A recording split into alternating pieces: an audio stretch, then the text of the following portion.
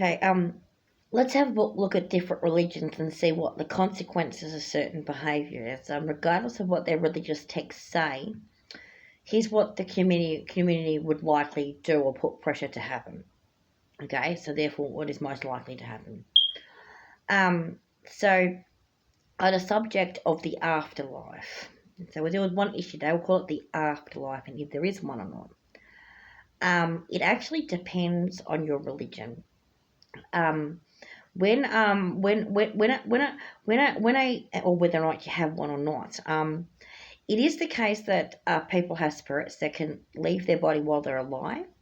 It is possible for a spirit to leave a body when they're dead also. What a spirit is and is not is a complex idea that requires a fair bit more considered intellectual debate than has been possible in the community over the course of the last however long.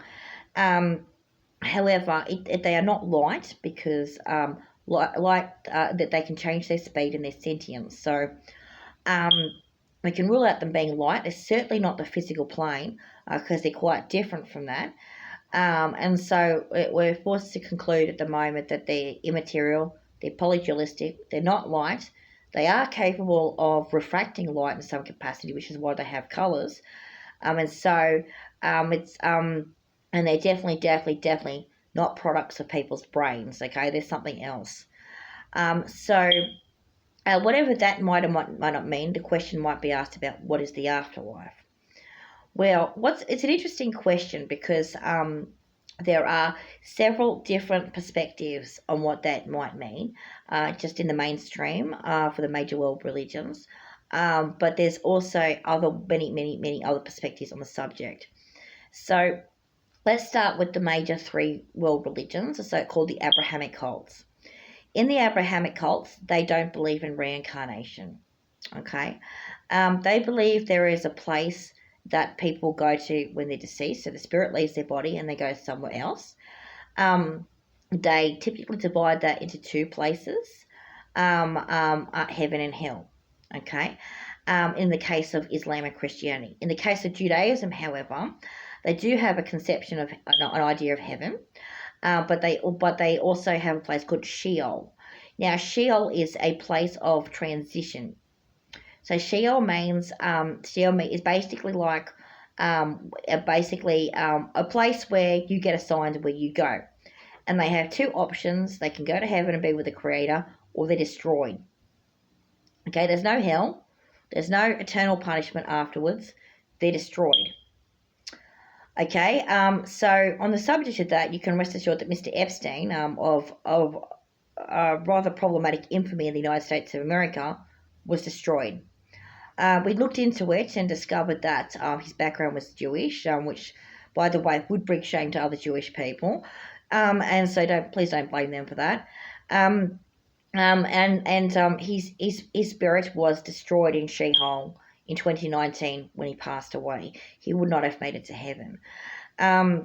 Regardless of what you might interpret any given Mishnah to mean or not mean, whether you're Jewish or otherwise, you can rest assured that the place of transitions may include many different beings or very few beings, depending on what they're processing at the time, and that would probably mean that there'd be a lot of community pressure going, yeah, that's Epstein, destroy that fucking prick. And so Sheol obviously would have done so. Okay, so you don't have to worry about that. Okay, his spirit doesn't exist anymore. Okay.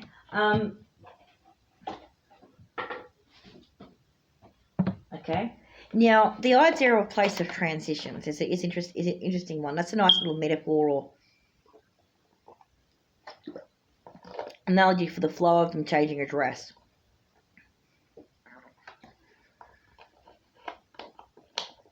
And moving about. Okay? Now, Epstein specifically, okay? So, one of the things you'll probably notice as well is that here their spirit came from a body that was prone to narcissistic gameplay, then they might try to take advantage of opportunities and do gauging deflection strategies.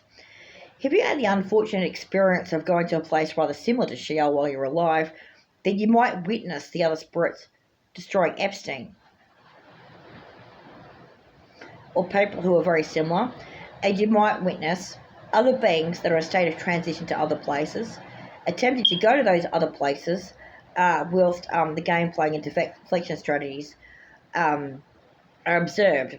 And so, as a consequence of that, there are a few protections in place. One is the Blue Crystal Grid. The Blue Crystal Grid was reprogrammed between the years 2019 and 2025 to prevent it being associated with Project Bluebeam. So there were several handlers of the Blue Crystal Grid around the world, actually probably a few thousand actually, and they all had different religious backgrounds and persuasions. The ones that were associated with Masonry, Theosophy, the New Age movement, or whatever, had programs it for Bluebeam style programs. The others had not. As a consequence of fortuitous or infortuitous set of circumstances, agents of both varieties of several different groups who were involved in the Blue Grid technology system were employed to show that the programs of Bluebeam were faulty and that there was a different way of looking at things. As a consequence, Sheole is being reprogrammed to destroy the Epstein characters of the world and to no longer destroy the people who were not the Epstein characters of the world, engaging in better psychological practices to understand the behaviour of beings and how it relates to their attempt to deflect and prevent what you might call the soul transit authority there from actually doing the right thing. As a consequence of that, you'll probably find now that the purpose has been recalibrated to for its original purpose of the Blue Grid, which is to go. It was called it's an astral clearing device. Okay, so the astral clearing device means it moves entities out of the way, takes them out of harm's way, takes them to safety, does not engage in predatory assumptions or whatever else. Okay, to enable the bad guys to be destroyed in Sheole. It's also the case that the Christian and Muslim programming was taken away using the Milo's facility from Sheole to prevent the continuous afterworld punishment. The reason for that is because the particular doctrine came from a dead culture called Ancient Greece.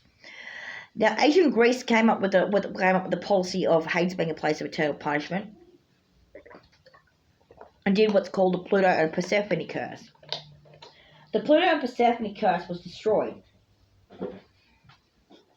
but not before attempting to do deflection and damage. Okay. Subsequently, on the subject of ideology, there are some ideologies that may or may not apply. Okay, or may not apply. In the case of places of transitions, okay, Sheol, the Sheol definition of Hades, as done by the Jews, is much more helpful to the community. The Christian Islamic one is not. Okay, you are not saved from the destruction of Sheol just because you're Jewish or you're this or that. Okay, Sheol will destroy you if you break the law. The law is now defined as secular law, not religious law. Specifically the secular law of Australia, which means that Epstein copped it, and victims of crime do not. Okay, so that means a bit more fairness. Okay, because Sheol got given to the Australians in about, say, 2020. Okay, it was revealed that Epstein's misuse of the symbol sulphur-crested cockatoo, well, that really insulted a sulphur-crested cockatoo woman a lot.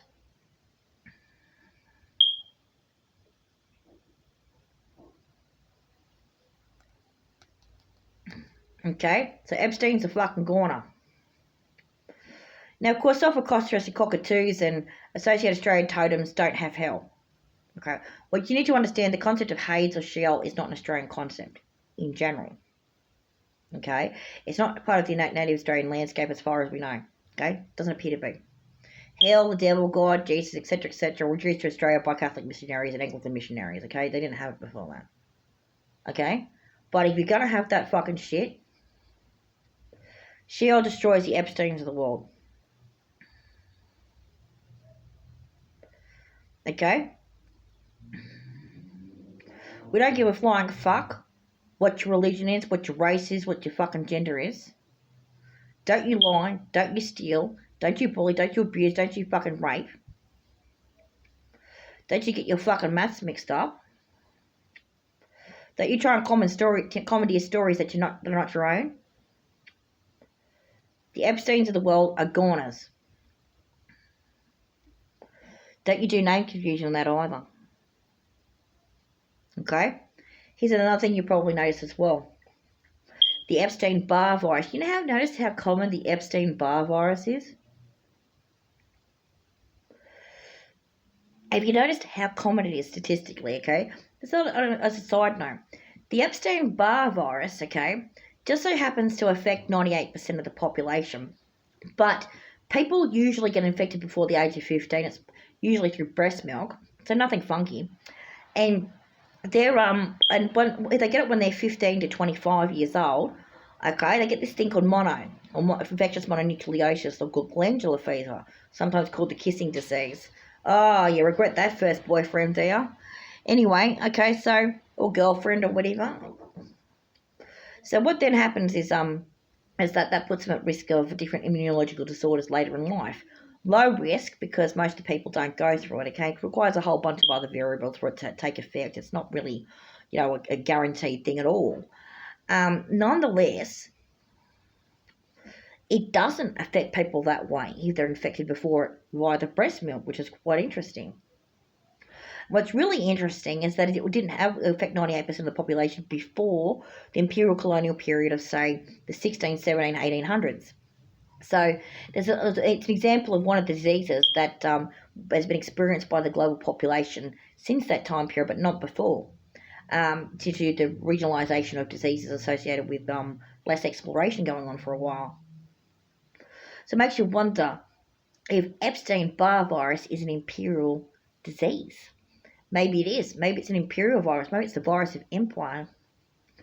So you should be happy that Jeffrey Epstein got destroyed in Sheole because he was Jewish. Have a nice day.